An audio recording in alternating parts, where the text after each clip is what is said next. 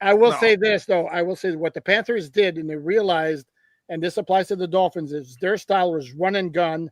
They led the NHL with the best regular season record in 2022. They got bounced in the second round by Tampa Bay, and it was ugly. And they realized at that point that style's not winning in the playoffs.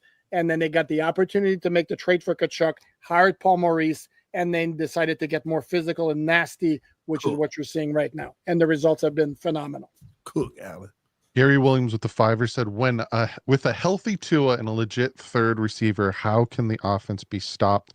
And the front seven will be nasty." Well, I can tell you how the offense can be stopped. Yeah, it can be stopped. But I will say this: no run game and offensive line that is a turnstile. Yeah. With no depth. 30-yard but comeback. I will say this: if you go to Miami Dolphins on SI, shout out to Miami Dolphins on SI. Teron Armstead out here calling Tua Tagovailoa Drew Brees. Go check that article out. Anyway, let's go to the next. Well done.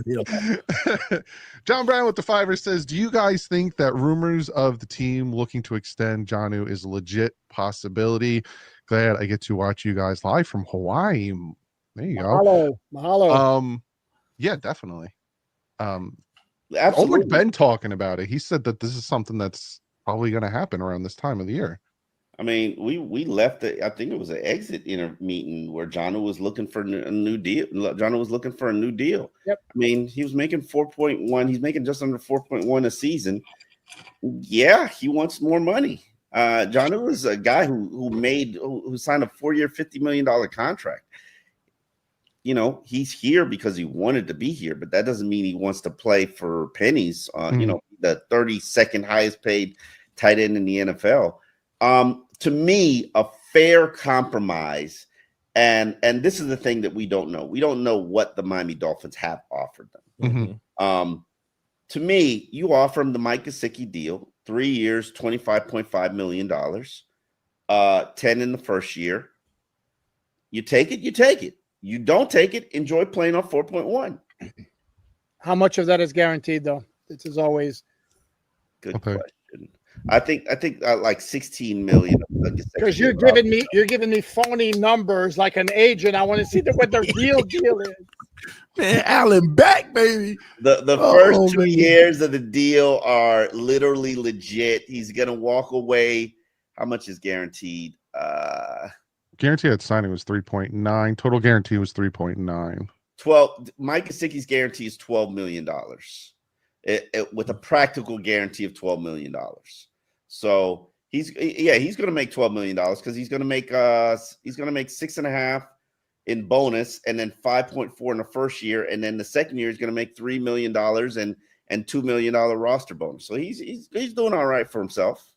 That's good. You're talking about Gesicki. Yeah, but I'm saying that's the deal that you should offer. And if Jonnu doesn't take it, tough titty said the kitty.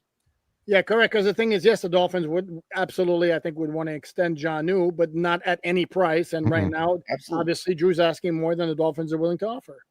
Trade 15K with a giant $50 donation. Are two balls dropping as a leader, or is it being forced on him? Now, you guys, TD, would you like to take that one? No, I want guys in the locker room to tell me because that's a big proprietor of things I've heard on Twitter and the streets and stuff is that Tua is not a leader. Who said that? Oh, a lot of people said that. And then when you show the clip, yeah, exactly. And when you show the clip of him talking to Ron Armstead during the Cowboys halftime, where he's like, "I need you to back me up." When you show him in the huddle, essentially telling Mike McDaniel, "Go away, don't talk to Tyreek," and he like took over the play. People poo-poo on that. So from guys who are in the locker room, is Tua a leader? Tua is a leader. What I will say is he can't handle the day-to-day policing of the locker room that a Calais Campbell and Teron Armstead did. He's got too much on his plate. He leads his wide receivers. He leads his offensive players. He works collaboratively with his offensive line. He's not going to be policing defensive players. That has to come from somewhere else. And all I will say on this is that Tua leads as much as he can lead while not being an alpha personality. You think he's not an alpha? Fair. No, I don't think Fair. Doug, you No, don't. no, no, I'll no, leave it there. No, I was Ryan just reacting to Tannehill was Omar's not an clutching alpha. of the pearls. Tua does not. Ryan Tannehill was not an alpha. Tua does. You think Tua's much more of an alpha than Ryan Tannehill? Are you Tua has an serious alpha. with this? Tua has alpha traits.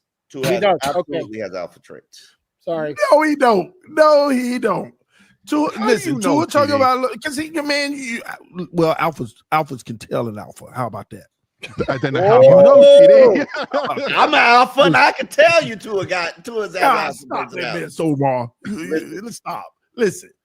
Tua Tagovailoa can be a leader, and I think he is a leader in the locker room with his teammates, and he leads. But you can tell people's response when it matters most. Like I'm gonna keep going to that. Ron said they believe.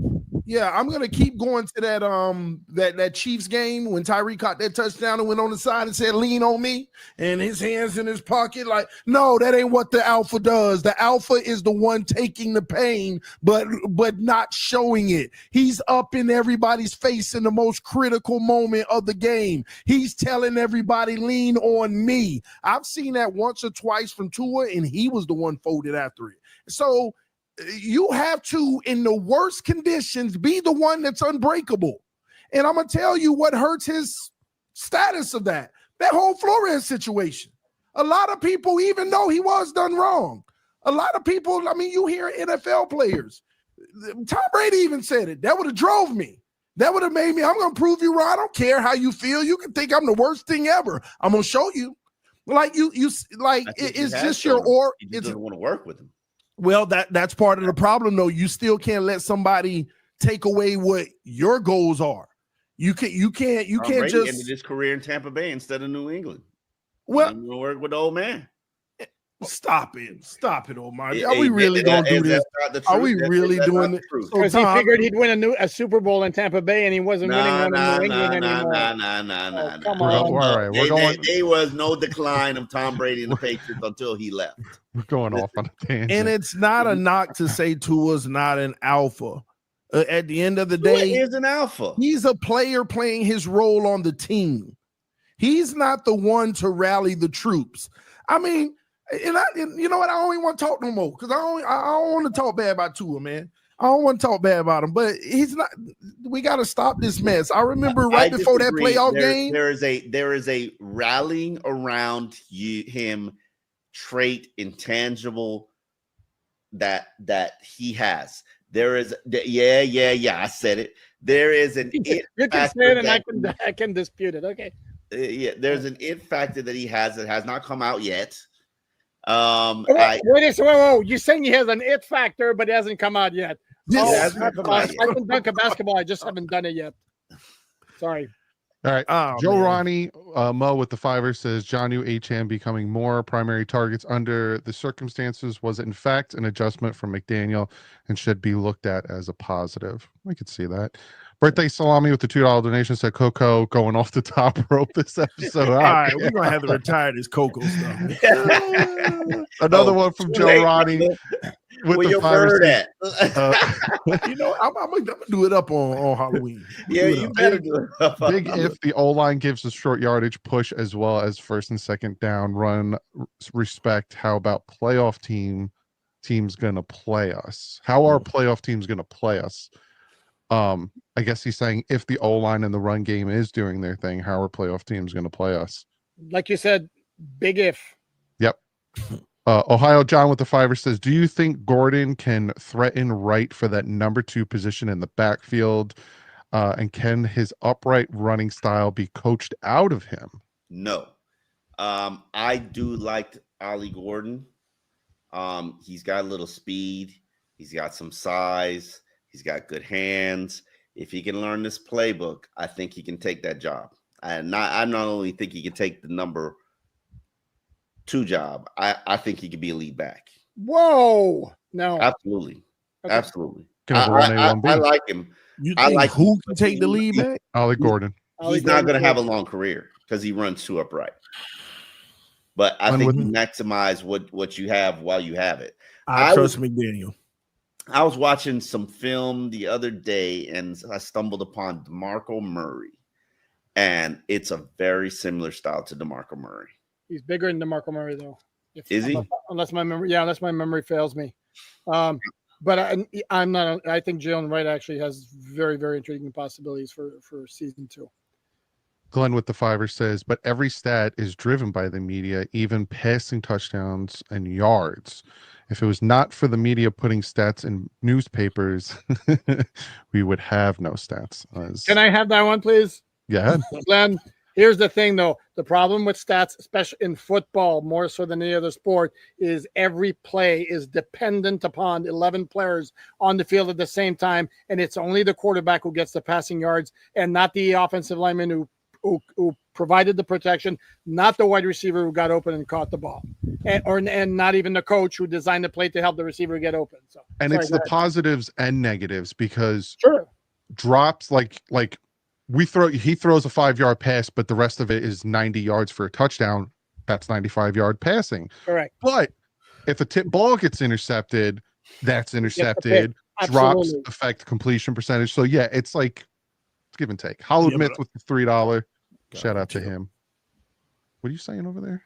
No, our guy don't get tipped interceptions. You being serious right now? No, I'm serious. That's the weird thing about Tua's interceptions. They really don't get tipped. They just go right to the defender. See, you fell right into it, Alan. No. I wasn't even trolling. No, I'm serious. If you look at every Tua Tagovailoa interception, they aren't the traditional tipped at the line or bounced off to somebody.